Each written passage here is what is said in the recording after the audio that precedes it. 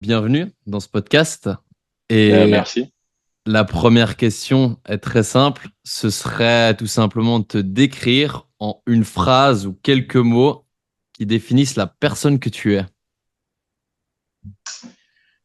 Écoutez, salut à tous, Yannick Ranieri, j'ai 30, j'allais dire 39, mais non, que 37, c'est déjà pas mal. Qu'est-ce que je suis, qu'est-ce que je fais? Je suis sportif pro en vélo, mais au-delà de ça, je suis un passionné de sport en général, d'aventure et un grand ferveur de la liberté. Et du coup, le nom de mon podcast, c'est Aerakura, la force du mental. Et en fait, pour t'expliquer un peu, Aerakura, c'est la déesse de l'épanouissement. Et il y a un truc, une phrase qu'elle dit que j'aime bien, qui est: tu viens juste de commencer, alors sois patient envers toi-même et le cheminement que tu as entrepris et n'abandonne pas. J'aimerais savoir si cette phrase, elle te parle et si oui, qu'est-ce qu'elle t'évoque. Bah ouais, clairement, en tant que sportif, forcément, tu viens de commencer, ne lâche pas, continue, ça payera. C'est clairement la phrase que tu te dis. Alors,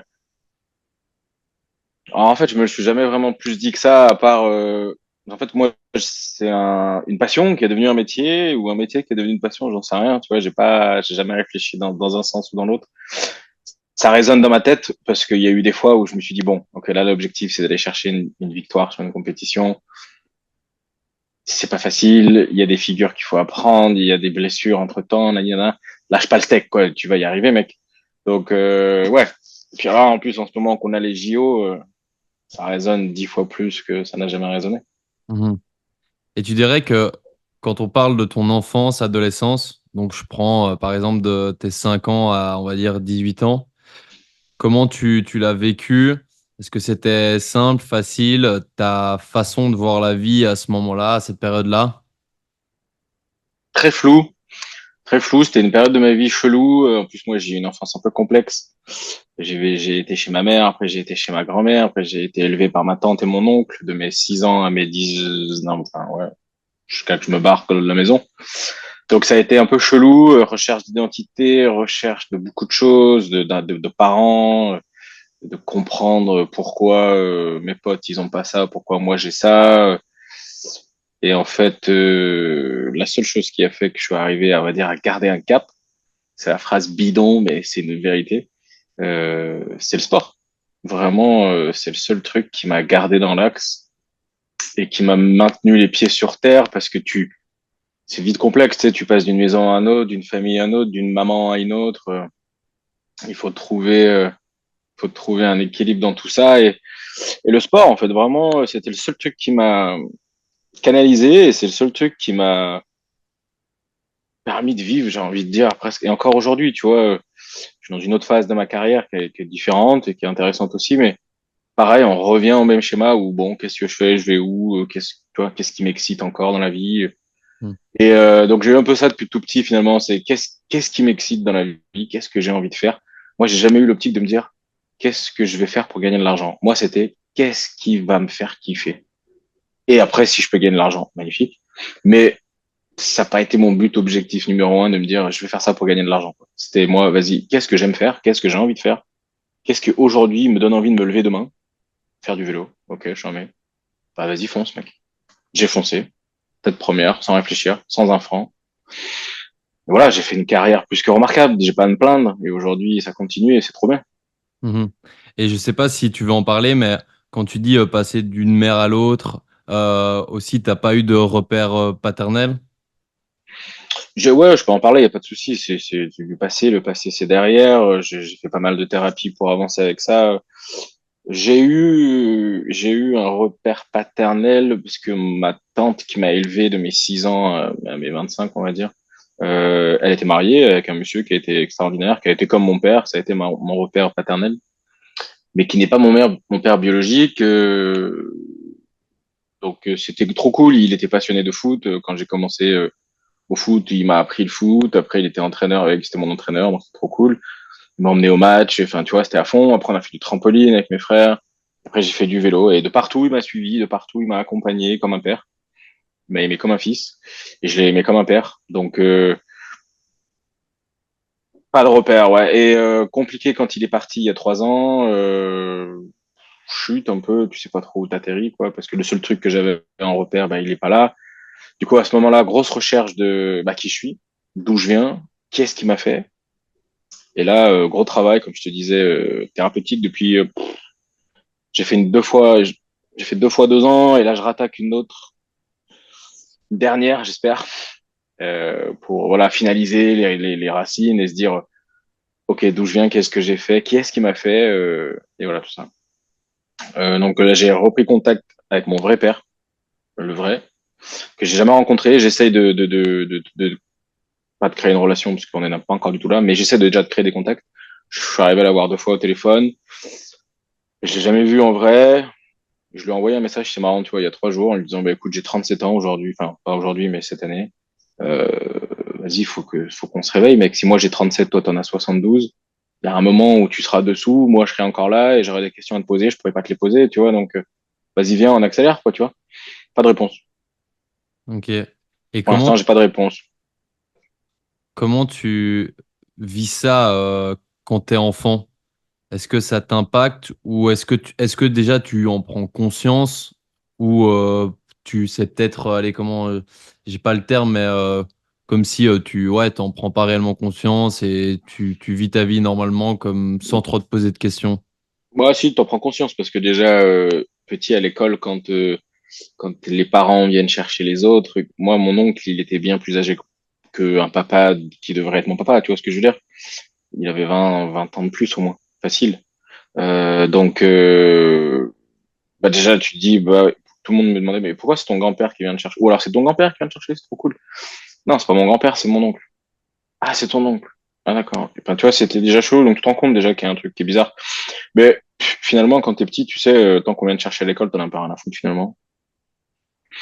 Mais oui, tu te poses des questions à ce moment-là. Après, t'es trop petit pour vraiment te poser des questions. Tu passes d'une maison, de la maison de ta mère à la maison de ta grand-mère, la maison de ta grand-mère à une sorte de maison d'enfant quelques jours parce qu'ils savaient pas trop comment faire avec nous. Puis finalement, tu refinis chez ta tante. Donc, si tu veux, moi, j'étais heureux de me dire, bah écoute, les gens qui s'occupent de moi, c'est ma famille. J'ai mes frères et sœurs avec moi. Franchement, jusqu'à là, en avant Guingamp, on verra bien, hein. Est-ce que tu penses que cette période-là ou ce fait-là, ça t'a permis d'être beaucoup plus fort mentalement par après? Moi, je pense que en ayant analysé la situation et ayant bouffé énormément de reportages sur des sportifs de haut niveau ou anciens athlètes et tout ça, ouais, c'est une force. C'est une force autant que c'est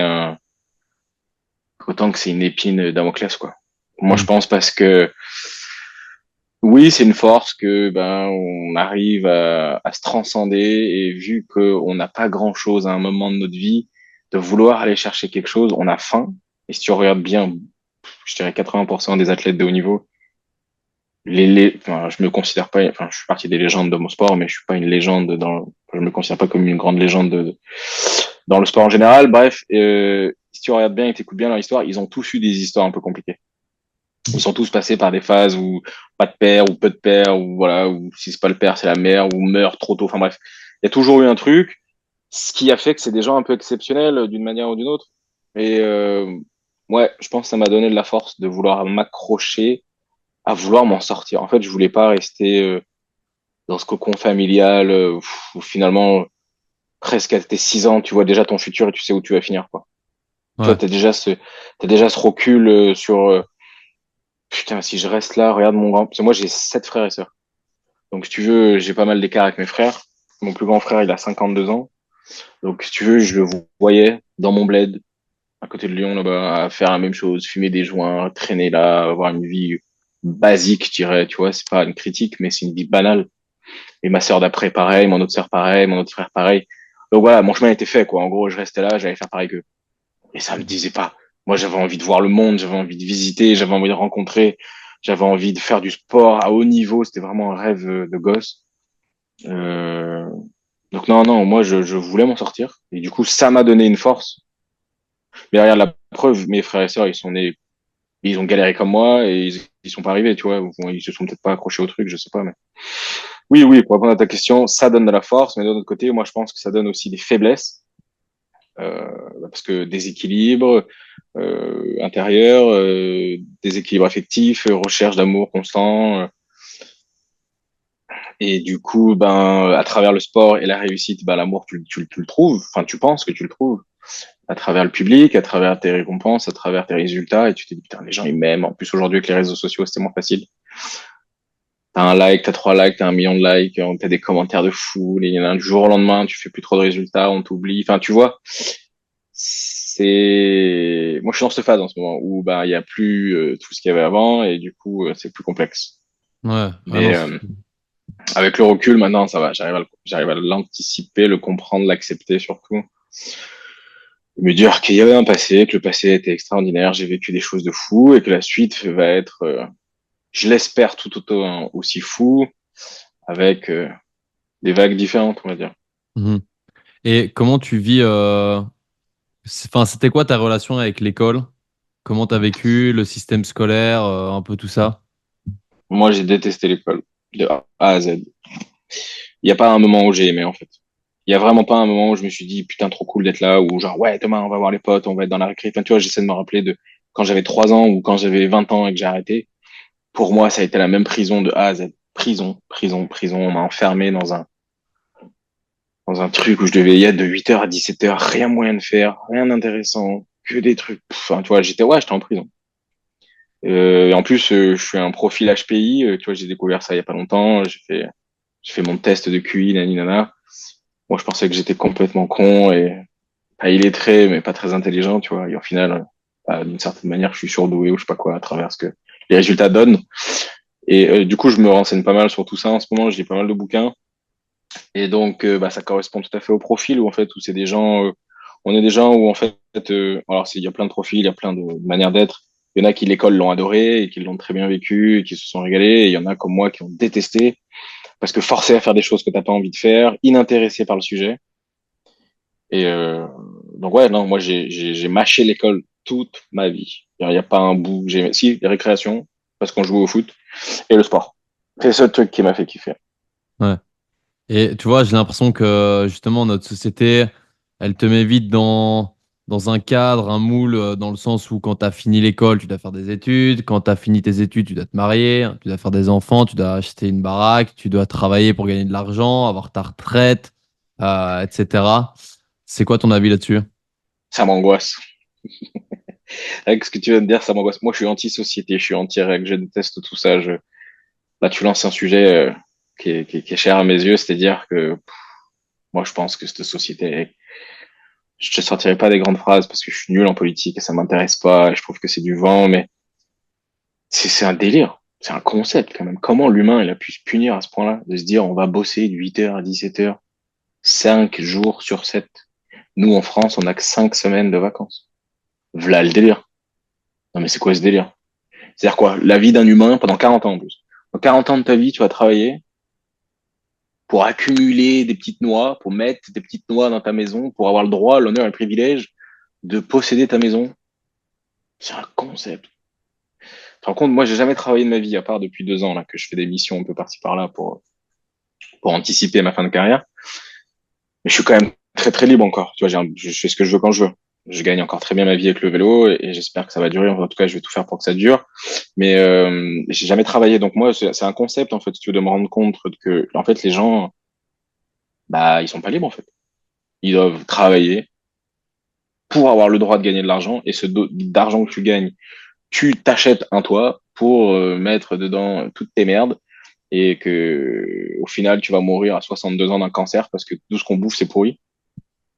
Enfin, c'est une dure réalité qui est peut-être brute, mais c'est une vérité quoi. Je veux dire, l'humain il est pas fait pour travailler, il est fait pour faire des choses. Enfin, à mes yeux, hein, l'humain il est là pour, on est là pour se transmettre de génération en génération ce qu'on a appris nous, le donner au prochain, pour que ceux d'après, bah, ils l'acquièrent plus rapidement que nous, et que du coup, il y ait une évolution de l'humain, mais sûrement pas pour aller travailler dans une usine ou même ce que tu veux, j'en ai rien à foutre. 40 ans de ta vie pour qu'à la fin, tu aies le droit de te dire, ah putain, j'ai la chance, je suis à la retraite, j'ai cotisé 40 ans de ma vie, il me reste potentiellement 20 ou 30 ans à vivre, mais j'ai plus un franc, mon corps il est pourri, et j'ai plus envie de bouger. Parce que maintenant, j'ai fini ma maison, elle est finie de payer, franchement, tu sais quoi, je vais rester chez moi. Puis du coup, finalement, le peu d'argent que tu as, bah, tu le donnes à tes petits-enfants, à tes enfants, ce qui doit être gratifiant aussi. Et putain, ils ont fait quoi, eux, dans leur vie? Qu'est-ce qu'ils ont fait? Travailler 40 ans de leur vie pour avoir le droit de partir à la retraite avec un cancer. Génial. Non, moi, je conçois pas du tout la vie. Pour moi, la vie, comme je te dis, c'est apprendre aux autres ce que tu as appris, t'épanouir, voyager, comprendre, analyser la planète, voir ce qu'on peut faire pour l'aider à continuer à avancer dans le bon sens. Pas du tout ce qu'on fait en ce moment et au contraire, y pisser dessus tous les jours. Et voilà, c'est un peu comme ça que je vois la vie, moi. Et selon toi, pourquoi une majorité des gens, justement, restent là-dedans? Parce que c'est des moutons et les gens ont peur. Les gens ont peur de tout. Les gens ont peur. Enfin, quand moi je raconte mon histoire qui est à mes yeux assez banale, ouais, mais comment t'as fait pour être pro en vélo? Bah en fait, j'ai pas cherché à être pro en vélo.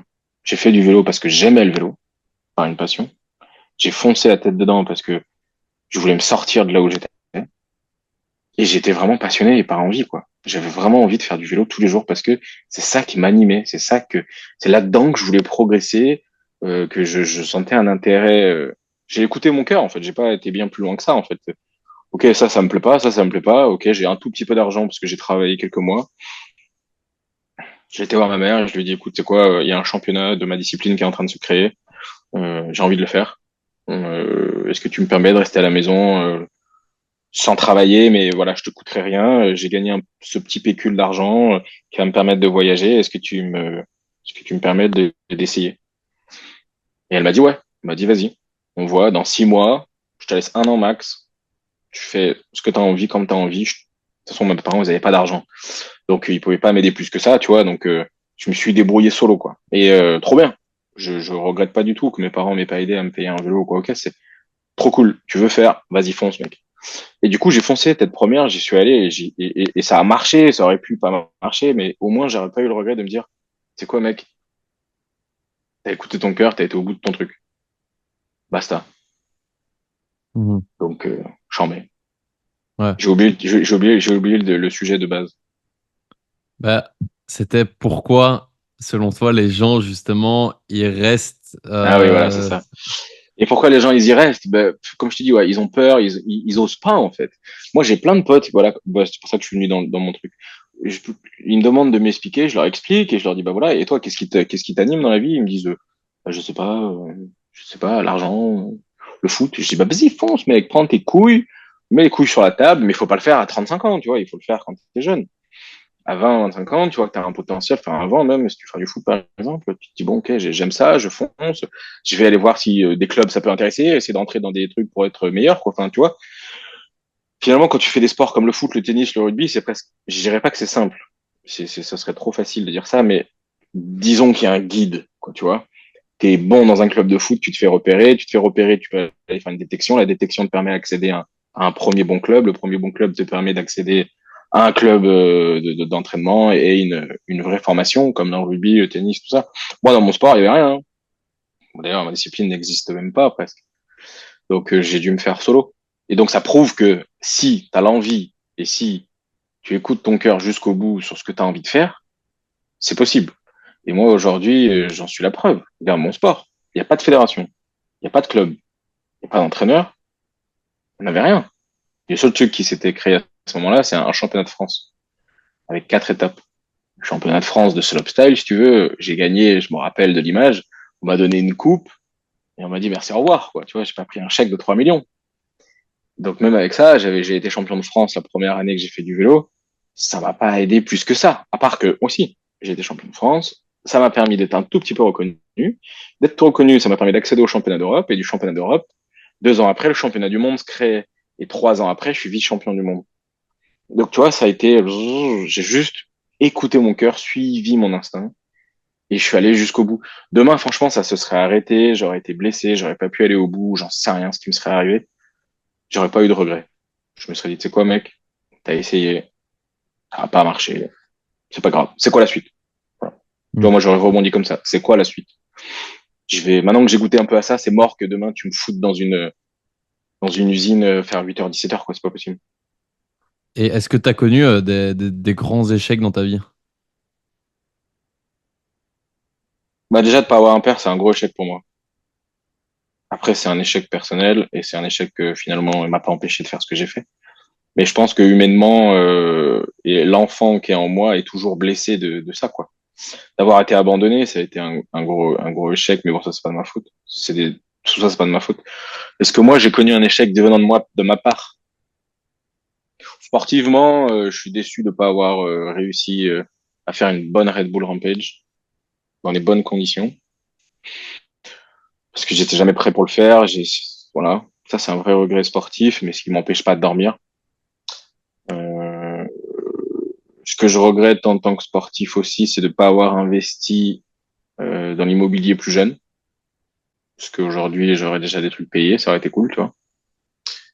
Euh, À part des regrets sportifs, moi dans ma vie aujourd'hui, j'ai pas plus de regrets que ça. Enfin, j'ai même pas de regrets que je vois, tu sais, genre que je me dirais quand j'arriverai là-haut et je me dirais, waouh frère, qu'est-ce que t'as fait qui chie quoi, tu vois.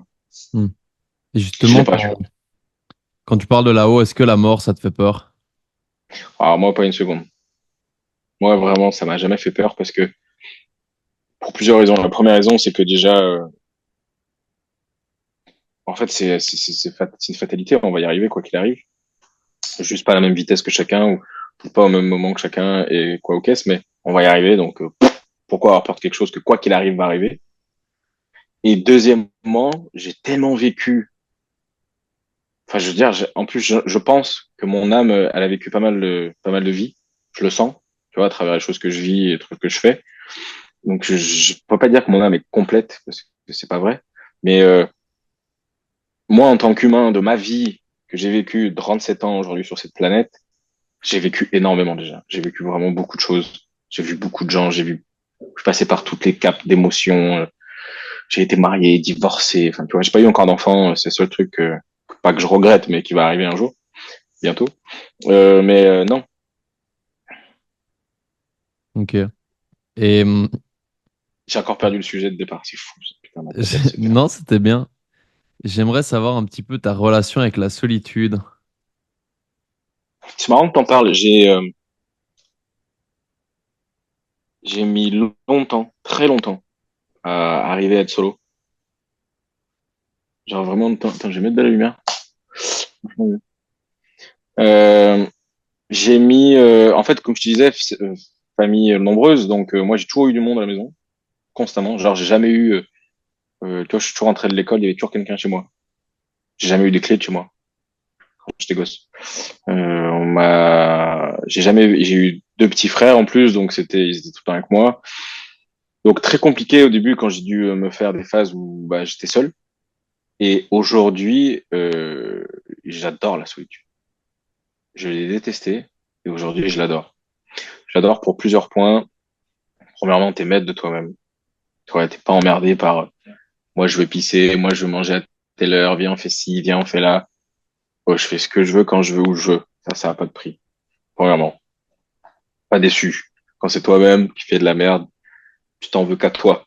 C'est d'ailleurs pour ça que j'ai arrêté les sports au collectif aussi et que je me suis mis au sport individuel. Il y a que toi. Ça, c'était un premier étape. Et après, non, j'adore ça. Il faut pas que j'en bouffe trop, mais maintenant, j'en ai besoin. Tu vois, par exemple, avant, j'ai détesté voyager seul. Maintenant, j'adore voyager seul. C'est un espèce de, tu te fais un espèce de reboot dans ta tête de toi-même, de ce qui se passe dans ta vie à ce moment-là, comment tu le vis, comment tu l'accueilles, comment tu as envie que ça continue pour la suite. Ouais, c'est une thérapie, en fait. Moi, c'est Mm. ma thérapie. Et alors vu que je suis un peu hyperactif, j'ai du mal à vraiment rien faire. C'est rare, ça m'arrive, tu vois, quand j'ai fait une semaine de tournage pour des vidéos, des machins, j'ai vu du monde, j'ai dû faire plein de trucs, mon cerveau était activé dans tous les sens. Ouah, je rentre à la maison, je me fous dans le canapé, je mets la télé ou pas, et là vraiment je me mets en mode off, tu vois, je m'éteins. Ça dure une journée. J'ai, je veux rien, je veux rien, même pas manger, pas rien, que dalle. Juste, je suis là, mais je suis pas là, quoi. Ça dure une journée, et après, le reste du temps, je m'occupe. Et alors, moi, bah, j'ai la chance d'être passionné de mécanique aussi, alors du coup, je vais dans le garage, je prends les vélos, les motos, ce que j'ai à bricoler, tu vois. Je me mets un peu de zik, solo, tranquille, je fais mon truc. C'est ma thérapie à moi. Ça, c'est la première. La deuxième, qui est hyper importante à mes yeux, c'est la thérapie avec la nature. Vu que j'ai une connexion à la nature hyper importante, je me suis rendu compte. Bah, du coup, j'adore aller dans la nature et j'ai besoin de ça, en fait. Donc, j'y vais dans la nature, je creuse des bosses, je fais des virages, je fais des bosses, des lignes, tu vois. Je creuse, je fais mes nouveaux chemins pour faire du vélo. Ou comme hier, par exemple, je suis parti découvrir, parce que j'ai déménagé dans une nouvelle région, à côté, mais pas très loin. Du coup, c'est un tout nouveau secteur pour moi. Moi, je suis comme un gosse là, tu vois. En fait, il y a plein de chemins que je connais pas, que j'ai envie d'aller découvrir, que j'ai envie d'aller voir. Donc ça, c'est ouais, c'est ma thérapie à moi. Donc être solo, pas un problème pour moi. Ouais. Est-ce que tu médites? Pas, pas encore. Alors en fait, je pense que j'ai fait de la méditation d'une certaine manière pendant très longtemps à travers la concentration sur la compétition. C'est une méditation d'une certaine manière.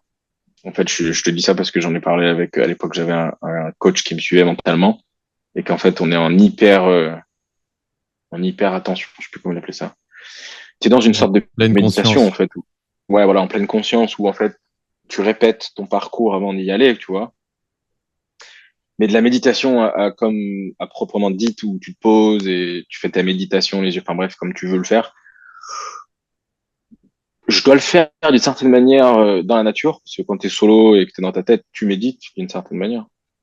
Mhm. Mais disons que si tu prends la description de la méditation, donc assis chez toi, à te poser et fermer les yeux et voilà, non, je fais pas ça. Mais je médite de plein de sortes différentes et de manières différentes, inconsciemment. Mhm. Tu dirais que tu cours après quoi dans ta vie? J'ai beaucoup couru après l'amour. J'ai pas couru après la notoriété, ça m'intéresse pas, mais j'ai beaucoup couru après l'amour parce que, comme voilà, comme je te disais, famille, une jeunesse compliquée, été abandonné plusieurs fois, perdu, peu trop savoir où aller, ninana, donc j'ai couru après l'amour pendant très longtemps, trop longtemps. Euh, et aujourd'hui, je cours après, je cours pas, je cours derrière rien. Aujourd'hui, je veux juste essayer de finaliser, de comprendre la personne que je suis pour anticiper le futur et être en adéquation avec moi-même. Mhm. Donc, je cours plus, je marche à la bonne vitesse en essayant de, voilà, pour comprendre et qu'il n'y ait plus de faux moi en moi, d'une certaine manière. Ouais. Et quand tu dis par exemple que tu cours après l'amour, est-ce que euh, quand on est dans ce mindset-là, est-ce qu'on arrive à accepter que les gens nous aiment? Ou tu as un refus comme si tu n'acceptais pas cette chose-là? Ouais, c'est ça qui est chelou, en fait. C'est que j'ai couru après l'amour. Déjà, j'ai eu des personnes, tu sais, quand tu es sportif pro et que tu réussis, t'as beaucoup de gens qui te suivent, t'as beaucoup de gens qui te laissent des messages, ou qui te dégagent des choses quand tu es à côté d'eux, tout ça. Tu le sens, l'amour qu'ils ont pour toi, et ça te remplit d'un certain côté. Et d'un autre côté, comme tu le dis, c'est assez chelou parce que tu l'accueilles sans l'accueillir tout en l'accueillant. C'est assez bizarre. C'est-à-dire qu'en fait, tu écoutes, tu entends, on te le dit, on te l'écrit, on te le fait voir, mais c'est comme si j'étais une passoire, en fait. Alors ça rentre, ça sort. Je l'ai accueilli, mais sans le sauvegarder. Mhm. Alors est-ce que c'est l'enfant intérieur qui est trop blessé pour pas accueillir tout ça? Ou est-ce que c'est simplement moi qui veut pas l'accepter? Je sais pas, c'est chelou un peu comme sentiment. Bah, je suis un peu là-dessus en ce moment. Là, tu as mis les pieds dans quelque chose d'intéressant. Tu Ouais, dirais parce que que c'est... tu pourrais. Vas-y, dis-moi. Non, j'ai envie de dire, tu pourrais dire avec tout l'amour qu'on m'a donné, reçu, même en tant qu'enfant, j'ai reçu beaucoup d'amour. Hein. J'ai eu une enfance compliquée, mais j'ai reçu beaucoup d'amour, quand même, d'une certaine manière. Plus toute ma carrière et tous les gens qui, voilà, qui m'ont suivi, et qui m'ont épaulé, bref, tout ça, là. C'est énormément d'amour, finalement, par rapport une vie classique, normale de quelqu'un.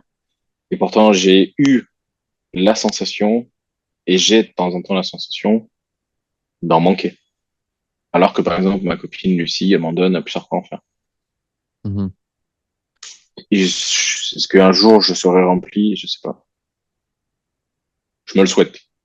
Je te le souhaite aussi. Ouais. Et j'aimerais savoir, c'est quoi ta relation avec les médias? Est-ce que tu regardes les infos? Est-ce que tu regardes le journal télévisé? Un peu toutes ces choses-là.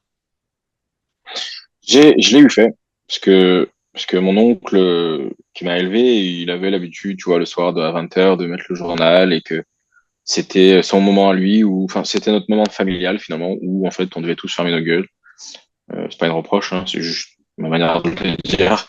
Qu'il fallait écouter et du coup on écoutait. Et comme ça on avait un petit récap de ce qui se passait sur la planète. Et en fait, ensuite, je suis passé chez mon ex-femme. J'avais encore la télé à ce moment-là, donc là, j'écoutais encore. C'était un rituel, presque. Tu vois, j'en avais besoin. C'est mon truc. 20h arrivé, je lui dis, ah, tais-toi, j'écoute. Et là, pas cette maison où je suis aujourd'hui, mais celle d'avant, pas d'antenne, pas envie d'avoir la télé. En fait, juste j'avais Netflix et bref, ce que beaucoup ont maintenant, plus vraiment les chaînes, quoi. Juste, t'as la télé pour regarder des films ou des DVD au pire des cas, et Netflix et tout ce qui va avec, quoi. Toutes les chaînes, toutes les canaux de diffusion de maintenant. Donc du coup, plus du tout connecté à la planète par rapport à ça. Donc les réseaux sociaux, quoi qu'il arrive, de toute façon, ils t'en donnent tellement que même si t'as pas envie de savoir, tu sais. Mais non, je veux plus m'y intéresser parce que je sais de toute façon que c'est que de la manipulation, c'est que du mensonge, il y a rien de vrai. Ils, euh, ils nous emmènent là où ils ont envie qu'on soit et ils nous font écouter ce qu'ils ont envie qu'on écoute. Et donc c'est là où tu te rends compte où en fait tu dis, en fait je me suis rendu compte quand j'ai des discussions avec des potes à des apéros, t'es là à ton apéro, le mec il te dit, tu sais, tu sais pas trop quoi te dire, alors tu dis, oh, putain vous avez vu hier au soir, il y a machin, il a dit que si que là. Ah ouais, toi aussi tu l'as entendu, putain oui, mais je sais plus où j'ai entendu, mais apparemment on est tous comme des cons à gober un truc que on sait même pas d'où ça vient et on sait même pas qui c'est qui l'a dit et en fait tu te rends compte que déjà on s'en branle, franchement ça avance à rien dans nos vies et que de deux, qui est-ce qui a inventé cette connerie quoi? Qui est-ce qui nous dit que c'est vrai? On est tous là à gober un truc en pensant que c'est vrai, alors que finalement, on n'a aucune preuve par A plus B que c'est vrai. Donc non, moi, les médias, maintenant, comme je te disais tout à l'heure, politique, pareil, médias, politique, tout ça, j'y repas. Et il y en a un autre, c'est le troisième sur le podium, c'est les réseaux sociaux. J'espère que ça va crever très rapidement. C'est un poison. Parce que autant les médias, autant les réseaux, enfin la télé, tout ça, si dans une vie normale de quelqu'un normal, il n'a pas le temps d'être collé à la télé toute la journée. Donc disons qu'il travaille, il rentre le soir, il se met un peu à la télé, il entend une connerie qu'on lui raconte, il se dit, il a capté quelques infos, mais pas non plus des tonnes. Là aujourd'hui, tu vas sur ton téléphone 30 secondes, en 30 secondes, t'as fait 3 fois le tour du monde. Que de merde en plus. Donc je trouve que aujourd'hui, les canaux de diffusion, il y en a trop, on est beaucoup trop d'informations qui sont qui servent à rien. Je veux dire, le seul truc qui est cool, c'est que par rapport à ce que tu regardes, ben comment s'appelle ça, L'algorithme. ton algorithme, ben, il t'envoie par rapport à ce que t'aimes. C'est le seul truc qui est intéressant. Mais finalement, ça te rend compte parce que du coup, enfin, moi, je regarde sur mon truc, il y a des voitures, des vélos et des gonzesses, quoi. C'est nul. C'est ce que j'aime, mais du coup, ça m'ouvre pas l'esprit à aller voir ce qui se passe ailleurs. Tu vois, t'as pas la recherche de te dire, tiens, bah, cette info, elle est cool, je vais aller voir. Ou ça m'intéresse, ou ça m'intéresse pas. Mais là, t'as même pas le choix, en fait. Ça te tombe devant les yeux, tu te regardes comme un con et puis tu te dis, ok, bon, bah, j'ai gobé encore un nouveau mec qui a fait un triple salto d'un pont au fin fond du là-bas. Super. Ça va m'apporter quoi dans ma vie? Pas grand-chose. Ouais. Bah, tu vois, c'est un peu ce que je reproche, moi, à tout ce qui est journaux télévisés, etc. J'ai l'impression que si tu prends. Moi, je regarde plus ça, même les journaux en papier, je regarde plus. Et les rares fois où je les ai regardés, les journaux en papier, ben en fait, tu te rends compte que 80%, 85% des informations sont des mauvaises nouvelles, sont des choses qui vont te faire stresser, sont des faits divers que tu vas dire, ok, c'est peut-être triste, mais tu vas savoir que X ou Y a été poignardé là, en fait, qu'est-ce que ça va t'apporter, hormis du stress, de l'angoisse, que quand tu te balades dans la ville, dans un train ou quoi, tu vas dire, putain, mais en fait, il y a plein de trucs où on dit que le mec poignarde et tout, et tu as l'impression en fait qu'il n'y a plus que ça. Et du coup, moi, j'ai préféré un petit peu me couper de tout ça au risque de, tu vois, sur des conversations, tu vas me parler de trucs, je vais te faire, j'en sais rien, tu vois. Mais je trouve qu'on bombarde trop de trucs comme ça, à croire qu'en fait, c'est ce qui attire les gens et que les gens ont besoin d'avoir des mauvaises nouvelles, d'avoir du stress. Et tu rentres dans un truc où c'est un délire. Comme si les bonnes nouvelles, en fait, si on te donnait des bonnes nouvelles aux journaux télévisés, il y aurait personne qui regarde. Ah ouais, non, mais c'est malheureux et c'est inquiétant. Mais quand tu regardes bien, regarde, tu sais, les femmes en général, enfin, je dis les femmes parce que ça me fait rire, mais j'ai en image une coiffeuse, parce que ma sœur était coiffeuse, toujours coiffeuse. Euh, Tu rentres dans le salon, t'écoutes les discussions, tu te dis, mais putain, mais vous avez que ça à branler dans vos vies. Savoir que l'autre a couché avec lui dans le village, ou qu'elle a changé de travail, ou sa coiffure, t'as vu la couleur qu'elle a, mais qu'est-ce qu'on en a à branler? Quel est le truc bien plus intéressant dans votre vie que de vous intéresser à ça. Et donc, en fait, les gens ne s'intéressent malheureusement qu'aux trucs de merde. Et vu on s'intéresse à des trucs de merde et que les sujets, c'est que de la merde, bah, en fait, tu régresses humainement, je veux dire, tu progresses pas. Demain, on te dirait tous les jours, bah écoute, tiens, sur la 2 vous allez apprendre, je fais une connerie, apprendre à faire les baguettes de 21h à 21h. Achetez-vous tous la pâte, le farine, le rouleau, et on va vous apprendre un truc. Ou alors des médias positifs. Bah, tu dirais trop cool. Mais t'as raison, tu mets sur TF1, ah bah il y a eu un orage catastrophique qui a arraché un village entier, il y a eu 35 morts, donc bah déjà cette région, t'as plus envie d'y aller. Tu te dis putain merde, ça pourrait peut-être m'arriver moi aussi. Enfin tu vois, voilà, tu cogites, tu te perds dans tout ça. Donc non, faut pas y écouter. Enfin chacun il fait comme il a envie de faire, mais penchez-vous plutôt sur ce qui vous intéresse que d'aller voir les conneries qui se passent dans le monde, parce que de toute façon c'est tout du fake et c'est tout juste pour vous attirer l'œil, plus que vraiment pour vous informer ou vous divertir. Mm. Non, non, je suis d'accord. J'aimerais savoir, je te disais qu'Aerakura, déesse de l'épanouissement, pour toi, c'est quoi la clé justement pour être épanoui dans sa vie? Comment être épanoui dans sa vie? Déjà, moi je pense que la première chose à faire, c'est apprendre à se connaître. Je pense que c'est un travail d'une vie entière. Et je pense qu'il faut s'y atteler très fort, très vite, dès le départ. Et vraiment un travail de vie, donc tu peux pas l'apprendre en genre, c'est pas, tu te mets, allez, vas-y, je me mets 6 mois à apprendre qui je suis et je vais y arriver, quoi. C'est vraiment au jour le jour, suivant les étapes de ta vie qui arrivent, mais ça, c'est, à mon avis, à mes yeux, numéro un. Numéro deux, écouter son instinct et son cœur pour tout, de tout ce que tu fais dans ta vie. Pour les relations amoureuses, pour ton travail, pour est-ce que je vais à gauche, est-ce que je vais à droite, est-ce que j'écoute, est-ce que j'écoute pas, est-ce que j'y vais, est-ce que j'y vais pas, est-ce que je dors pas, je suis fatigué, je reste là. Ah ouais, mais je suis fatigué, mais je vais quand même y aller. Ouais, écoute ton instinct, écoute ce qu'il se dit lui. Écoute pas la flemme, écoute ton instinct. Ça, c'est acte 2.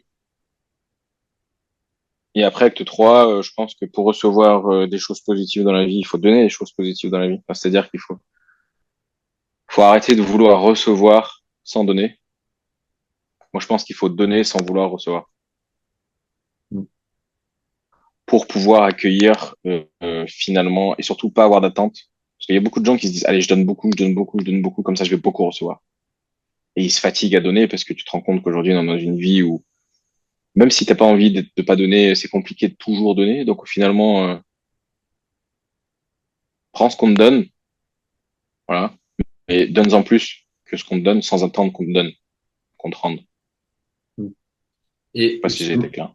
ouais, justement, tu parles qu'il faut arriver à savoir qui on est à l'intérieur de soi, etc. Mais en fait, comment y arriver quand, par exemple, le système scolaire, qui est censé aussi t'apporter une éducation, nous pousse justement, selon moi, à l'inverse, à justement être pareil. Tout le monde doit avoir la moyenne.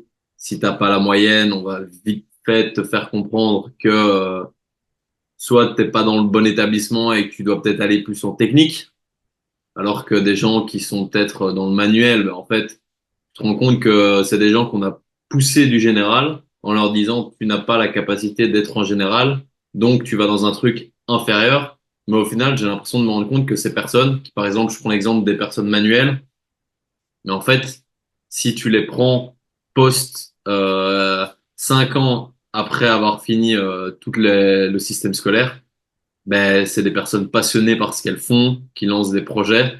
Peut-être là où les autres qui sont restés dans le système général, ben, c'est peut-être des personnes qui sont assises derrière leur ordi toute la journée Embrasser du vent. et pour se faire chier, quoi. Juste pour avoir X milliers d'euros par mois. Non, non, je suis d'accord avec toi. Je pense que le système scolaire aussi, il est complètement foireux. Moi, si je prends mon exemple, euh, tout mon collège, vu que ça m'intéressait pas, j'avais pile la moyenne. J'ai pas eu mon brevet. Ça m'a, du coup, bah, pas de brevet, tu peux pas aller en général. Du coup, pas de général, ben, tu vas chez les cancres. Donc, en BEP, en CAP, en tous ces métiers-là, qui finalement, à mes yeux, sont dévalorisés encore aujourd'hui, alors que finalement, c'est peut-être les métiers les plus intéressants. Enfin, en tout cas, pour moi. Euh, et, le système scolaire, il est complètement pourri, mais bon, ça, c'est une chose. Alors, comment tu peux faire pour esquiver ça? Je pense que de toute façon, en France, euh, de tes 5 ans que t'es à l'école, non, même avant, 3 ans que t'es à l'école jusqu'à minimum 18 ans, t'es coincé. Enfin, c'est 16 ans minimum. Jusqu'à 16 ans, tu peux que fermer ta gueule, quoi. À moins que tes parents te mettent dans une école Montessori ou comme tu décides de te barrer dans un autre pays. Moi, j'ai des potes en Allemagne, ils avaient école le matin, vélo l'après-midi, quoi. Et du coup, les gamins à 19 ans, ils sont champions du monde. C'est sûr, si tu passes tout ton temps, toutes les après-midi sur ton vélo ou ta passion, putain, tu progresses vachement plus vite. Et puis, tu arrives à t'épanouir. Tu vois, si moi, on m'avait dit, bon, de 8 heures à midi, t'es puni, en gros, hein, clairement. Parce que de toute façon, l'école, quoi qu'il arrive, ça m'aurait pas intéressé. Mais par contre, midi, tu manges, l'après-midi, tu vas faire du sport. Putain, trop cool, je signe. Là, j'aurais envie d'aller à l'école. Mais bon, ça, c'est chacun réagit comme il a envie. Il y en a qui n'aimeraient pas l'école, il y en a, ils auraient préféré peut-être faire des métiers, je sais pas, moi, de la piscine, de l'artistique, ou de la musique, de la peinture, bref, ce qu'on veut, mais on devrait avoir le choix de pas être coincé entièrement. Donc, la solution, je la connais pas trop. En tant que t'es jeune, tu peux que fermer ta gueule et subir, finalement, dans ta vie, jusqu'à un certain âge. À part, comme je te dis, si tes parents ont le recul, de se dire, bon, mon gamin est hyperactif, il faut qu'on te sorte de ce truc, quoi. Mais en même temps, la solution, elle est pas si simple. Tout le monde travaille, tout le monde est coincé, personne ne peut faire, ou très peu de gens aujourd'hui peuvent dire, bah, je prends mes enfants avec moi, je leur fais l'école à la maison. Parce que finalement, de toi à moi, tout ce qu'on apprend à l'école, je veux dire, nos parents, ils peuvent nous l'apprendre, nous l'inculquer en 4 ans. Mm. Alors qu'on y est une plombe. On y est de 3 ans à 16 ans. Minimum. Mais en fait, ce que je me dis, c'est que justement, en fait, on t'apprend pas les Les bonnes choses choses. importantes. On t'apprend quasi pas à savoir déjà te parler en public. Ou si tu prends l'option artistique où tu dois, on va te dire, c'est un branleur, il prend pas sciences fortes, maths fortes. Si on t'apprend pas à comment être confiant, comment être pas stressé aussi, parce que tu te rends compte qu'au final, dans la société, le nombre de personnes qui sont stressées, pas épanouies, mais on t'apprend pas ça, mais au final, c'est ce qui, pour moi, est censé être le plus important avant tout ce qui est autour. Et ouais, ouais, mais en fait, si tu regardes bien, l'école, en fait, c'est très mal fait, mais d'un autre côté, c'est pas trop mal fait du fait que tu as un peu une esquisse de tout. Tu vois, on nous fait faire de la musique, tu fais de la flûte, tu fais du foot, tu fais du rugby, enfin non pas du rugby, mais moi j'ai fait du baseball à l'école, j'ai fait de la natation, j'ai fait de l'escalade, j'ai fait, qu'est-ce qu'ils m'ont fait faire? Plein de sports à la con qui te donnent, tu vois, d'envie d'essayer. Tu te pointes au tableau finalement. Quand tu te pointes au tableau, c'est un peu une prise de parole. Là, ton cœur il s'arrête, tu vois, t'as pas l'habitude. Mais finalement, si t'aimes ça ou si tu sens que t'as une attirance vers ça, bah, de là, tu fais du théâtre, tu vois, dans ton temps à côté. Mm. Tu fais du théâtre pour être à l'aise devant les gens, savoir dialoguer comme il faut. Euh, donc en fait, en soi, d'un côté c'est pourrave, mais d'un autre côté c'est nos esquisses. Le seul truc qui est, je trouve moi con, c'est qu'il nous bourre trop la tête avec des choses qui ne servent à rien. Genre en maths par exemple, une fois que tu sais faire des additions, des soustractions et des multiplications, qu'est-ce que tu as besoin de savoir que x et y ça fait Pythagore de mes couilles de mes, on s'en bat les couilles. Moi, je veux dire, ça sert absolument à rien. Si le mec demain il veut être mathématicien, eh ben, il fait des études dans les mathématiques, mais genre toi et moi, enfin je sais pas ce que tu fais comme étude ou ce que tu as fait, mais ça m'apporte rien. Moi, genre demain, ça m'angoisse même de voir des chiffres. Je déteste ça en plus. Ça a été une punition toute ma vie. Mais ça m'a servi à rien. Pourquoi on n'avait pas le choix de se dire, bon, j'ai un certain niveau, tu vois, jusqu'au, allez, je dis une connerie, fin CM2, tu sais lire, tu sais écrire, tu sais parler. En sixième, le matin, tu choisis des trucs qui te servent, que tu as envie de progresser dedans. Des cours qui sont obligatoires, par exemple l'histoire de la France, la géométrie, la géographie, où tu dois savoir quand même te positionner. Aujourd'hui, quand je vois sur les réseaux, t'as vu ces trucs de merde là où les gens en France, genre ils disent en Europe à des Américains là, quelle est la capitale de la France? Et qu'ils te disent France. Ou quelle est la capitale de l'Espagne? Ils disent tacos. Enfin, tu vois, tu te dis, oh les mecs, oh, quand même, on est sur une planète tous ensemble, apprenez au minimum à savoir vous positionner, tu vois, sans dire de connaître tous les trucs par cœur, mais un minimum. Bon bref, je pense qu'on devrait pouvoir avoir le choix, mais aujourd'hui on l'a pas. Donc en fait, finalement, t'es niqué, et tu dois t'apprendre, et du coup, ça revient à ce que je disais au début. Écoutez votre cœur et votre instinct. Qu'est-ce qui vous intéresse, vous? Moi, c'était le sport. Il y en a, ça pourrait être la musique, ça pourrait être autre chose. Donc en fait, si tu peux pas le faire pendant ton temps d'école, fais-le à côté de ton temps d'école. Et c'est exactement ce que moi j'ai fait. Moi, j'avais tellement passionné de sport, j'avais sport.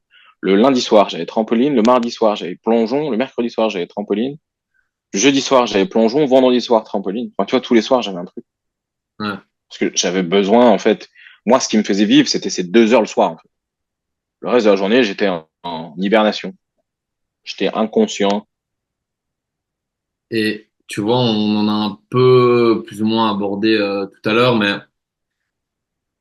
que dire à tous ces gens justement qui ont peut-être des rêves, mais qui parviennent pas à les réaliser par manque de courage, par peur, parce qu'ils portent trop d'attention à la vie des autres, etc. En fait, il faut vraiment qu'ils se disent que la vie, elle est courte. Le chemin qu'on est en train de faire sur la planète, il est très court. Il peut être encore plus court chez certains que d'autres. Et que finalement, d'avoir une Ferrari ou une super baraque ou de l'argent sur ton compte ou une super montre à ton bracelet, à ton poignet, finalement, ça n'a aucun intérêt. La seule vraie valeur, c'est ce que tu vas en faire de ta vie, en fait. Et surtout, ce que tu veux en faire de ta vie. Et arrêtez de regarder ce que les gens ils vous parlent, arrêtez d'écouter ce que les gens font, arrêtez de se comparer les uns aux autres. Attends, compte, lui, il a une Porsche, moi, j'ai qu'une Clio. Qu'est-ce qu'on en a à branler? Qu'est-ce qu'on en a à branler? Est-ce que tu crois vraiment que c'est d'avoir une Porsche qui va te rendre heureux? Ouais, sur le coup, tu vas kiffer. Moi, j'aimerais avoir une Porsche. Tu rentres dedans, tu la démarres, trop cool. Mais putain, qu'est-ce que ça va m'apporter? Absolument rien. La frustration, dégoûté parce que tu vas l'emmener au garage, ça va te coûter une bombe. Est-ce que tu vas pouvoir continuer à payer tout le temps? Est-ce que les gens vont te regarder d'une manière et en plus, il y a le revers que les gens ne savent pas, c'est que quand tu as un peu d'argent et que tu achètes des trucs cool, les gens ils se disent ça y est, lui il est blindé, il me parle plus, il se prend pour je sais pas qui. Un revers qu'on voit jamais arriver, ça. Même moi, à ma petite échelle, je l'ai pris dans la gueule et j'ai trouvé ça tellement injuste de me dire, putain, j'ai galéré. J'avais un rêve de gosse de m'acheter une caisse un peu une caisse un peu cool. Je me l'achète et derrière on me critique. Et c'est là où j'ai compris qu'en fait, finalement, les autres, on s'en branle. Le plus important, c'est que toi, tu sois en alignement avec toi-même. Moi, j'ai pas acheté une caisse pour flamber, j'ai acheté une caisse parce que j'aime les belles voitures, pour le bruit du moteur et la sensation d'être dans quelque chose où je me sens en confort. Et je fais énormément de kilomètres. Donc, il faut que j'ai un truc où je me sente bien et que je puisse prendre mon vélo et mes affaires. Donc, tu vois, c'est pas dans le fait de dire, oh, vous avez vu, j'ai une Porsche, ou j'ai un machin, ou j'ai ci, ou j'ai là. Donc, arrêtez de ça, avancez comme vous avez envie d'avancer, enlevez ces œillères que vous avez sur le monde, ouvrez-vous au monde, allez voir ce qui se passe ailleurs. Moi, la plus grande richesse que j'ai eue, vraiment, c'est mes voyages. J'ai appris tellement en voyageant. Ça a tellement changé d'idéologie dans ma vie, dans ma tête, de me dire, avant, je pensais que, finalement, non, on m'a dit que ces gens-là étaient comme ça, alors que finalement, pas du tout. Ou peut-être, mais différemment. Allez tester, allez goûter, croquer la vie. Arrêtez de rester derrière en disant, ouais, si j'avais ça, je pourrais faire ça. Non, non, non, non. C'est pas si j'avais, je pourrais faire. C'est je vais faire tout pour arriver à avoir ça. Alors, ça veut dire peut-être des sacrifices, ça veut dire peut-être transpirer, ça veut dire peut-être pleurer, ça veut peut-être dire peut-être se planter. Mais finalement, la bonne phrase qu'on dit souvent, c'est en se plantant qu'on apprend, c'est en tombant qu'on se relève plus vite. Et c'est une vérité, c'est des phrases pourries et qui sont pré-mâchées, mais c'est une vérité. Genre, moi, dans mon métier, par exemple, moi, c'est bon, c'est hyper concret dans mon métier, parce que pour apprendre à faire des figures, il faut se casser la gueule. Et c'est en tombant que tu apprends les mécanismes et que ton corps, il a des repères dans l'espace et qu'il se dit, OK, en ayant cette position à tel endroit en l'air, ça me donne ça. Du coup, si je décale quelques degrés, ça va donner ça. Ah, OK, ça marche. Et si je décale vraiment de côté, ah ouais, ça marche pas du tout. OK, donc je reste là. Enfin, tu vois, tenter, essayer, goûter, tomber, refaites. Si c'est pas la bonne, changez. Mais arrêtez d'écouter les autres, écoutez-vous vous-même et arrêtez de vous inventer des trucs qui n'existent pas, quoi. Enfin, je veux dire, l'argent, ça a jamais fait le bonheur. Donc, tu vois, aujourd'hui, moi, je pense que, par exemple, la plus grande richesse que moi j'ai aujourd'hui, c'est mes amitiés et le partage que j'ai avec mes amis et ma famille. Et la deuxième chose qui, à mes yeux, a le plus de valeur, c'est le free time, mon pote. Je suis libre de faire ce que je veux, quand je veux, où je veux, avec qui je veux. Et ça vaut tout l'argent du monde. Combien j'ai de potes qui me disent, putain, je gagne 50 000. Pas, j'ai pas beaucoup de potes qui gagnent beaucoup d'argent, mais j'ai quelques potes qui gagnent vraiment beaucoup d'argent. Et à chaque fois que je les appelle pour aller faire du vélo, un truc tout bête, hein. Viens, ce week-end, on se voit, on va faire du vélo, on va faire de la moto. Ah, j'ai pas le temps. Ah, putain, j'ai pas le temps. Mais t'as pas le temps de quoi, mec? T'as pas le temps de prendre du temps, d'aller faire un truc cool avec ton pote? Mais si c'est pas à 37 ans que tu vas le faire, tu vas le faire. On le fera plus. Donc, il faut que je revienne en arrière quand on avait 14 ans, que t'avais le temps de le faire et pas d'argent, mais que t'étais libre d'être quitté. Ah non, non, non, aujourd'hui, il a de l'argent, mais il a plus le temps. Ah, bah, super. Bah, franchement, l'obé de pauvre. Je te le dis. mais d'avoir le temps de faire ce que tu as envie de faire.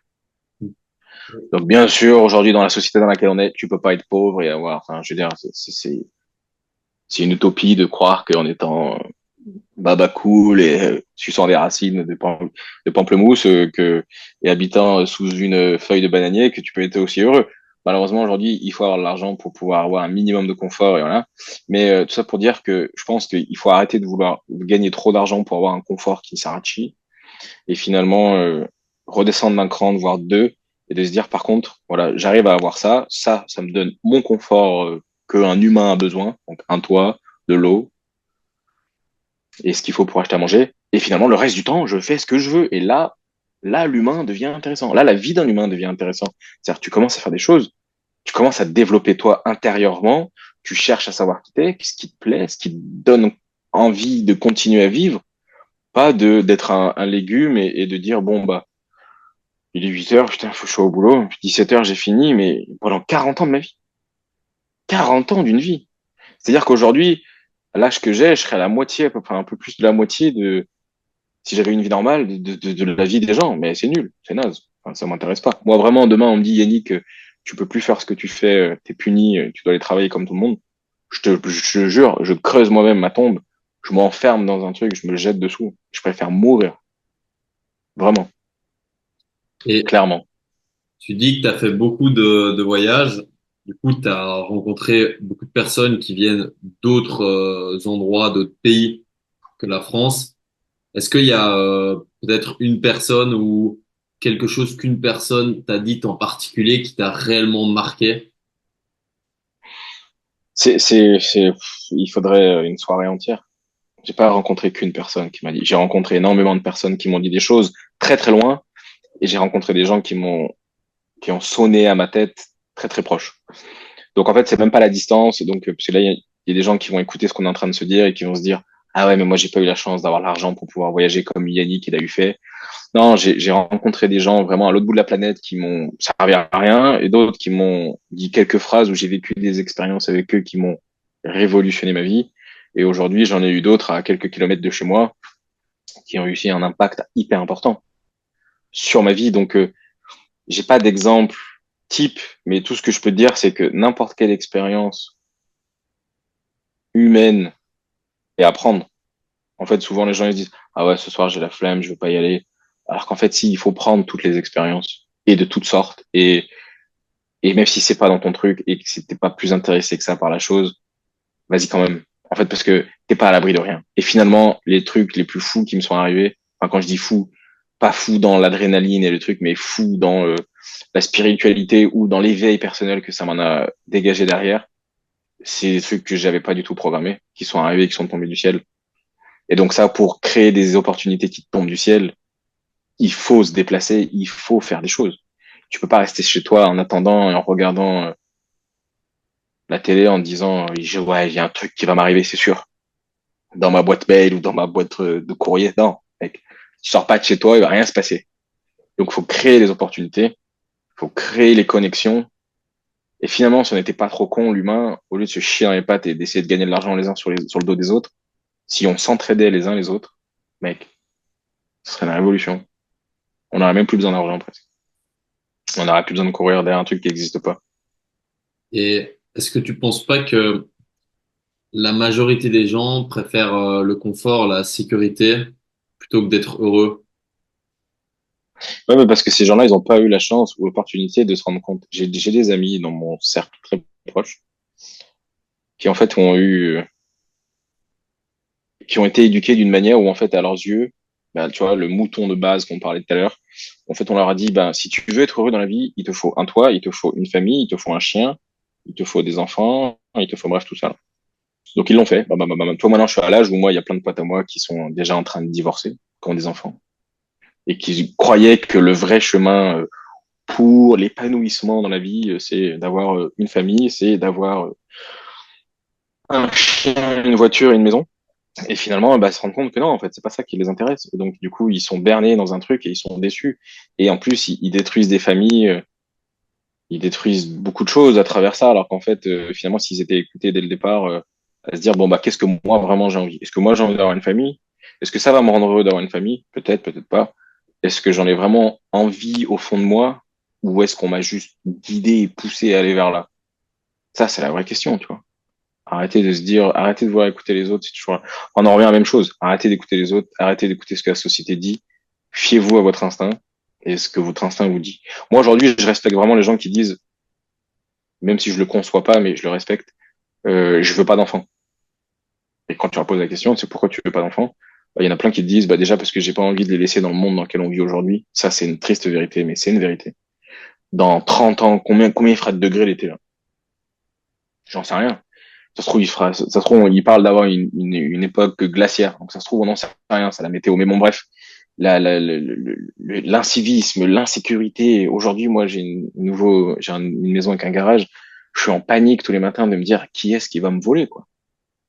Tu vois, je suis à cogiter à comment je vais barricader mon garage pour pas qu'on me vole ce que j'ai galéré à m'acheter pour pouvoir l'avoir et qui me procure du plaisir. C'est dingue. Donc ça, je conçois que les gens aujourd'hui se disent non, moi je veux pas d'enfant parce que le monde dans lequel on vit il est pourri et j'ai pas envie qu'ils vivent. C'est égoïste et bête, mais je respecte. Après, t'as ceux qui te disent bah non, j'ai tout simplement pas envie d'enfant, genre, je me complais à moi-même, je suis tout seul ou j'ai une copine et ma femme, on se plaît bien tous les deux, on se kiffe la vie tous les deux. Je trouve ça triste, mais je conçois. Et puis t'as ceux qui sont tout seuls et qui clairement, bah techniquement, c'est pas possible, quoi. Donc voilà, il faut respecter les choix de tout le monde. Mais il faut s'écouter, voilà. Et je respecte ces gens-là qui s'écoutent, de se dire non, moi j'en veux pas, je veux pas rentrer dans le moule aujourd'hui. Je veux pas une voiture, un chien, une famille. Aujourd'hui, moi d'être seul dans mon appart que je loue avec mes 1500 balles par mois, ça me régale, ça me suffit. Bah, trop bien, t'as des couilles, voilà. T'es différent, tu penses différemment, tu te laisses pas embarquer par la société, trop cool. C'est pas ce que j'idéalise moi, mais trop cool. Et ça, je respecte les gens qui pensent différemment et qui vont qui s'écoutent eux-mêmes d'une manière ou d'une autre. Respect à eux-mêmes. Mhm. Et tu vois, on parle un peu, ben ça, c'est un peu tout ce qui touche à la réussite. La réussite perçue par la société, perçue par toi, perçue par tes proches, qui tu veux. Selon toi, ton propre avis, c'est quoi réussir sa vie? Bah, réussir sa vie, de toute façon, c'est simple, hein, c'est être en alignement avec soi-même. Enfin, je reprends mon exemple et c'est trop facile, mais en même temps, c'est une vérité. J'ai gagné quand même très bien ma vie à un moment de ma vie. Je viens d'une famille pas du tout aisée. Je suis pas pauvre, mais voilà, on n'avait pas plus d'argent que ça. J'avais ce qu'il fallait pour m'habiller et j'ai manqué de rien. Mais voilà, j'ai eu beaucoup d'argent, j'ai acheté plein de trucs, j'ai eu des belles voitures, des maisons, des machins, des bordels. Ça m'a pas rendu plus heureux.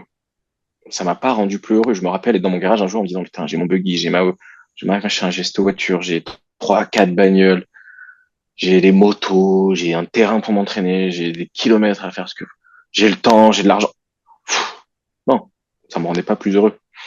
Donc, ce que je veux dire, que pour moi, je pensais que d'avoir de l'argent allait me rendre heureux et d'avoir tous ces jouets que j'ai eus et que j'ai plus ou que j'en ai encore un peu, mais pas beaucoup. Finalement, je me rappelle d'un sentiment que j'ai eu le jour où j'ai divorcé. Donc je divorce, je me barre de la maison familiale, je me trouve un petit truc à louer, et je me barre avec deux vélos, une moto et juste ce qu'il faut pour vivre 10 jours, tu vois, en fringues. Et je suis resté comme ça 3 mois. Ah, en fait, mec, la sensation que j'avais eue à ce moment-là, bah, elle était extraordinaire. J'avais plus grand-chose en soi en tant que matériel, ce qui peut peut-être être beaucoup par rapport à ceux qui n'ont pas grand-chose, mais j'avais que deux vélos, une moto finalement et 10 jours de fringues, rien de plus. J'ai été heureux, mec. En fait, c'est là où je me suis rendu compte vraiment que faut qu'on arrête d'accumuler des quantités de merde constamment, de choses qui pensent, qui vont nous rendre heureux. Finalement, t'as pas besoin de grand chose dans la vie. Donc, toi, pour revenir à la discussion du départ, eh ben, écoutez-vous, faites ce qu'il faut, écoutez-vous, apprenez. On revient toujours à la même discussion. C'est écoutez-vous, arrêtez d'écouter ce que la société vous dit, elle vous guide. Écoutez la petite voix intérieure, ce qu'elle vous dit, elle, par rapport à ce que vous êtes. Et même si c'est quelque chose qui va pas vous faire gagner de l'argent, c'est pas grave, on s'en branle. Faites-le parce que ça va vous rendre heureux, ça va vous aider à vous épanouir, ça va vous aider à vous connaître. Et une fois que vous vous serez connu et épanoui, là, vous ferez les bonnes décisions et vous irez aux bons endroits. Peut-être qu'il y en a qui, je te dis une bêtise, qui sont passionnés de musique, de guitare, par exemple, mais qui n'ont pas de talent. Mais par contre, de jouer de la guitare, même avec leur niveau qui est bas, ça les rend heureux. Et ben, ça leur suffit. On n'est pas obligé d'être champion du monde pour être heureux. Je veux dire, tu peux très bien être musicien dans ta chambre, travailler à côté et que ça te rende heureux. Tu vois, voilà. Et ce mec-là, il a eu les couilles de s'écouter et se dire, bon, bah, je peux pas en faire mon métier, mais par contre, je travaille pour me permettre d'avoir ce confort qui me permette d'avoir ce temps libre. Et dans ce temps libre, c'est là où je vis. C'est ça qui me fait vivre. C'est ça qui m'épanouit. Et ben, pousser ça le vice le plus haut possible, le plus loin possible, le plus de temps possible, parce que faut faire les choses qui nous rendent heureux. On n'est pas ici pour faire les choses qui nous font chier. Donc ça sert à rien d'être là. Non, non, c'est sûr. Et tu penses que dans la vie, tout est écrit à l'avance? Ah, ça c'est dur comme question parce que il y a plein de gens qui te disent ah ouais si ça devait arriver c'est que ça devait arriver. Oui alors oui d'un certain côté il y a pas de chance même s'il y en a, il y a pas de hasard même s'il y en a. C'est compliqué ça. Ce qui doit t'arriver t'arrive. On est d'accord. Et si tu remontes un peu le chemin à l'envers, si tu fais des choses qui enfin si tu fais des choses qui te permettent d'arriver à d'autres choses, c'est qu'à la base tu as commencé quelque chose qui te permet d'en arriver là. Tu vois ce que je veux dire? Ouais. On peut pas commencer à zéro et se dire mais il m'est rien arrivé, où est-ce que je vais aller? Non, non, non. Ce que tu as fait a eu un impact sur le futur et cet impact sur le futur t'a emmené à cette situation. Et cette situation qui te paraît du hasard ou qui te paraît être une chance n'est pas du tout le fruit du hasard. Parce que finalement, tu as déclenché des choses qui t'ont permis d'en arriver là. C'est comme on dit souvent, quand tu veux quelque chose, comme je disais tout à l'heure, il faut le créer.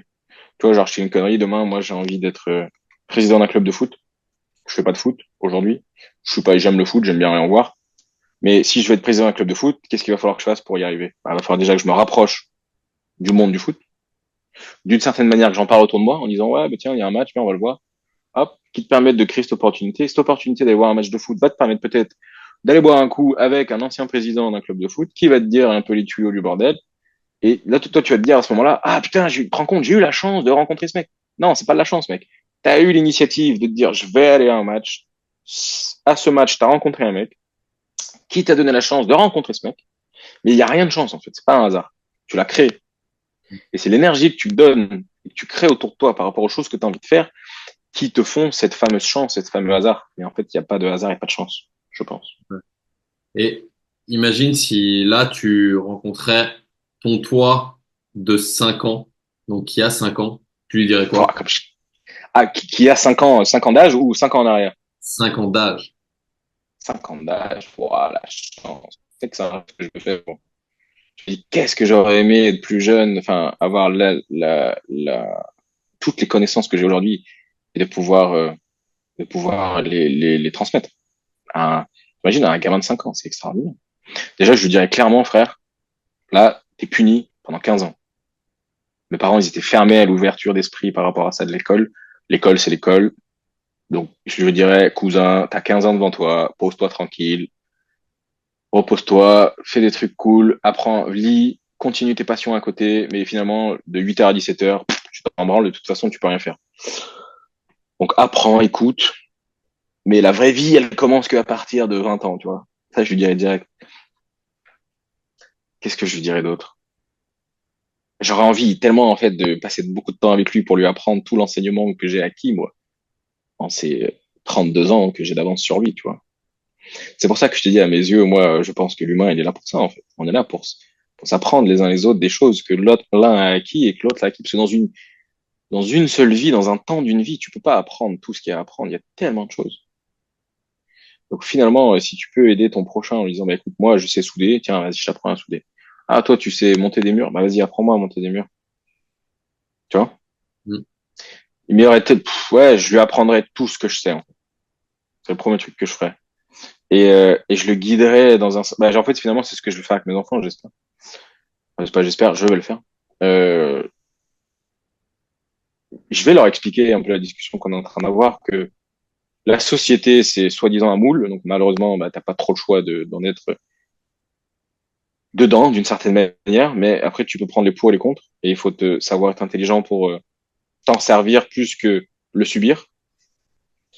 Et moi, vraiment, je pousserais mes enfants, le fameux moi, il y a 5 ans, à être vraiment lui-même. En fait, pour moi, c'est tellement naturel parce que je l'ai fait. Et ben d'un autre côté, tu peux pas trop guider les gens. Tu vois, j'ai essayé de le faire avec mes petits frères, moi.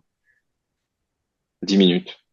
J'ai essayé avec mes frères de vraiment vouloir les guider, tu vois, en leur disant fais ci, fais pas ça, va là, fais pas là, blablabla, blablabla. Et ça a pas marché tant que ça en fait.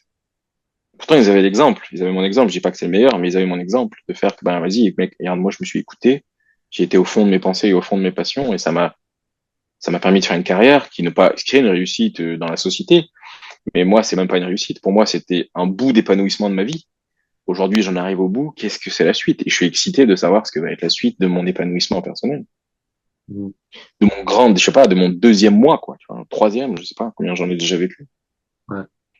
Et est-ce que tu as une phrase qui t'a accompagné ou qui t'accompagne encore dans la vie? Est-ce que j'ai une phrase? Il y a une phrase que j'aime bien de Mohamed Ali qui, en gros, c'est souffre enfin, plus l'entraînement sera dur, plus la compétition sera facile. Mais ça, c'est l'athlète qui parle, tu vois. C'est vrai. Plus t'en chies à l'entraînement, plus la compète elle est facile. Et ce qui veut dire, en gros, en tant que sportif, donne tout ce que tu as à l'entraînement et la réussite t'y arrivera. Enfin, bats-toi pour arriver à ce que t'aimes. Après, en tant qu'humain, est-ce que j'ai une phrase qui me guide ou qui m'a fait kiffer ou que j'aime aujourd'hui? Je sais pas, il y en a des milliards, mais je sais pas trop laquelle à te dire. Mais moi, j'aurais vraiment envie de dire, ouais, voilà, si le petit homme de 5 ans viendrait me voir et il me dirait, toi, de haut, t'es 37 ans, 32 ans d'avance sur moi, qu'est-ce que tu ferais?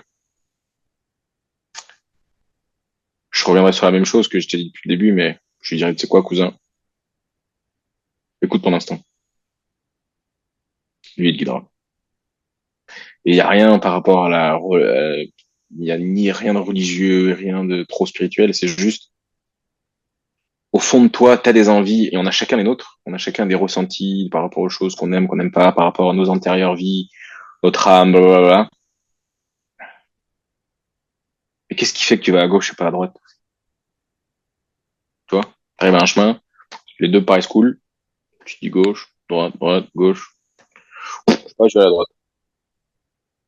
Et ben, moi, en tout cas, à 99,9% du temps, je vais à droite. Quand mon corps me dit va à droite, je vais à droite.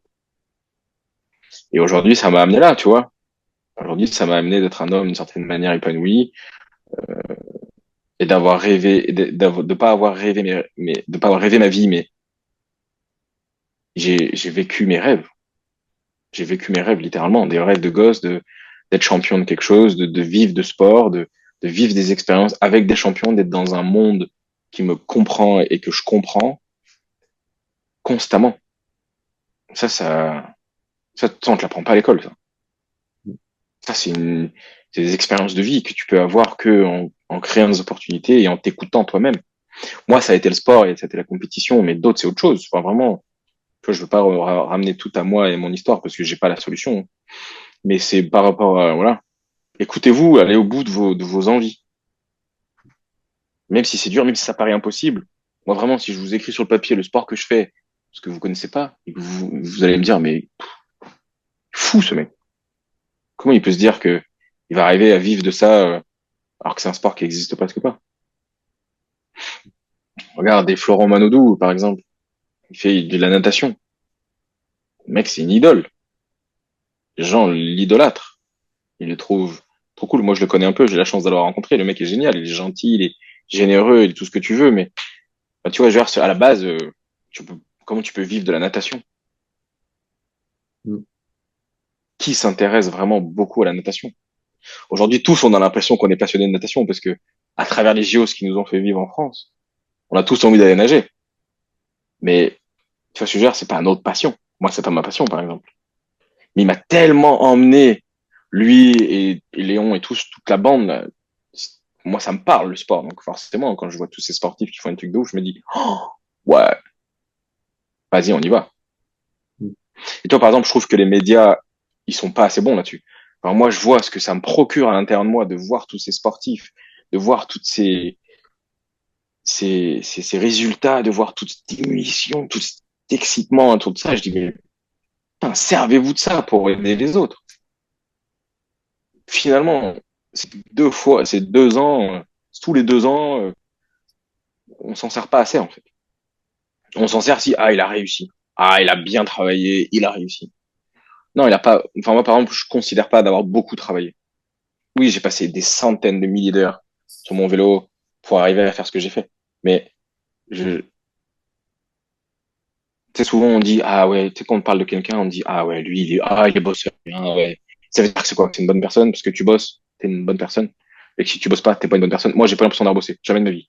Parce que ce que je l'ai fait, je l'ai vraiment fait avec le cœur et l'envie. Et ça me paraissait pas être un travail. Je savais que s'il fallait que je voulais être bon sur un vélo, il fallait que j'aille à la salle de musculation tant de fois par semaine. Il fallait que je fasse des abdos tous les jours. Il fallait que j'aille chez le kiné. Il fallait que rien pour arriver à ça. Mais pour moi, c'était pas du travail. J'ai pas travaillé. Tu vois, j'ai pas eu cette sensation beaucoup donné d'efforts pour arriver à ce truc. Oui, j'ai beaucoup galéré. Oui, je suis passé par un milliard d'étapes. Mais c'est pas un travail, c'est pas un effort. J'ai juste écouté ce que j'avais envie de faire. Ouais, parce que t'es passionné. T'es passionné. Donc, si je pourrais conseiller quelque chose aux gens, c'est vraiment trouvez-vous une passion, cherchez ce que c'est et vivez-la à fond. Vivez-la à fond parce que ça apporte tellement. Ça apporte finalement un but à une vie, en fait, d'une certaine manière. Après, ce qui est cool en plus, c'est que nos passions, elles meurent et puis t'en as des nouvelles qui arrivent. Donc, moi qui m'ennuie rapidement, tu passes de l'une à l'autre. C'est des étapes de vie. Il y a eu des passions où ça a été des passions d'enfance, des passions qui ont été mon métier et qui ont été une grande partie de ma vie. Et peut-être que ma prochaine passion, ça sera juste une passion, ça sera pas forcément mon métier. C'est pas grave. Ça m'occupe l'esprit, ça me donne envie de faire des choses. J'ai envie de progresser dans ces passions, j'ai envie d'apprendre plus de choses dans mes passions, parce que ça me remplit intérieurement, quoi. Ouais. Et maintenant, c'est simple, je te laisse le mot de la fin. Mm. Mais j'ai l'impression d'avoir dit déjà 15 fois le mot de la fin. Non, j'aurais juste envie de vous dire à tous, écoutez-vous, soyez simple, donnez plus que vous recevez, cherchez pas à recevoir. Voilà, ça c'est vraiment la phrase que j'ai appris dernièrement. Donnez pas pour recevoir, prenez ce qu'on vous donne et donnez un maximum sans vouloir recevoir. Écoutez-vous, allez au bout de vos envies, écoutez votre instinct. Cherchez pas à plaire au monde, cherchez à vous plaire à vous-même déjà. Et puis, vive le sport. Moi, ça a été ma guérison, ça a été jusqu'à aujourd'hui en tout cas, ma voie de guérison et mon axe de vie. C'est moi et j'imagine que ça résonne chez plein d'autres personnes. Mais moi, c'est ma passion, donc on revient à la même chose. Trouvez votre passion et vivez-la à fond, métier ou pas métier, mais foncez dedans. Faites les choses que vous avez envie de faire parce que vraiment notre passage est trop court ici. Donc arrêtez d'écouter toutes les autres conneries. Enlevez-vous des réseaux sociaux si vous avez la chance d'y arriver, de pouvoir le faire. Moi, je peux pas, malheureusement. Et ouais, sortez la tête de vos écrans et faites des choses dehors. La nature est magnifique, la nature a tellement à donner. Moi, j'hallucine encore aujourd'hui quand j'emmène des gens et qui me disent, moi, encore hier, tu vois, j'emmène un pote qui habite à 10 minutes d'ici et je l'emmène dans un coin incroyable à 10 minutes de l'autre côté. Et il me dit, je connais pas. Je dis, mais comment ça, tu connais pas cet endroit? Mais regarde comme c'est beau. Regarde comme c'est magnifique. T'as pas envie d'y être? Il dit, ouais, c'est trop bien. Je suis jamais allé. Mais t'as quel âge? 36. 36 ans que t'habites à 10 minutes de ça et t'y as jamais été? Oh, mec, ouvre les yeux. Tout ça pour te dire que aussi, t'es pas obligé d'aller à l'autre bout du monde pour vivre des choses de dingue. Regarde ce qui se passe autour de toi. Fouille bien. Il y a plein de trucs. On a la chance d'être dans un pays qui est incroyable. Il y a énormément de choses à faire et à voir. Ce sera la Ouais. phrase de la fin. Merci beaucoup.